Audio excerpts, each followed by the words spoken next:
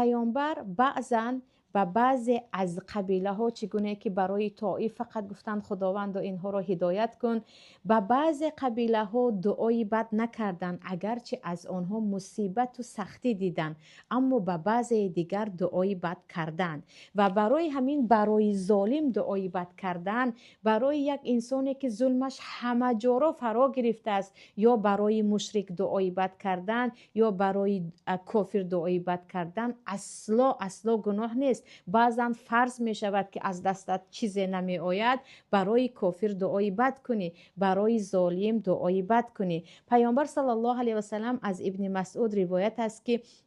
دعا کردند که اللهم اعنی علیهم بسبع کسبع یوسف. یعنی وقتی که مشرکان خیلی و خیلی پیامبر رو اذیت میکنن، در مکه پیامبر باره دعا میکنن که خداوندا تو به من کمک کن. و همان گونه که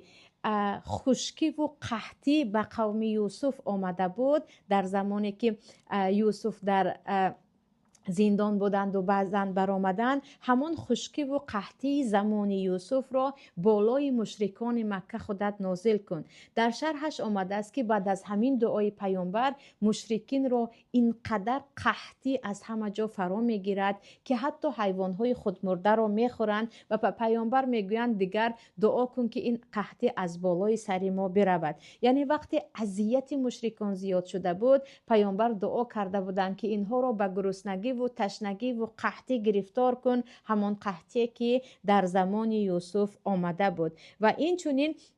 پیامبر صلی الله علیه و سلم وقتی در جنگ احزاب از همه طرف چه منافقین چه مشرکین چه یهود مدینه رو احاطه میکنن، پیامبر دعا میکنن که اللهم منزل الکتاب سریع الحساب اهزم الاحزاب اهزمهم و زلزلهم. خداوندا، یا که اهزم الاحزاب، خداوندا تو نازل کننده کتاب هستی، تو در حساب کردن یعنی مردم را در اعمالشان محاسبه کردن خیلی سریع هستی، خیلی تیز هستی. خدایا تمام این گروه هایی که از اطراف ما را احاطه کردن، خداوند خودت اینها را بگریزان، نابودشان کن و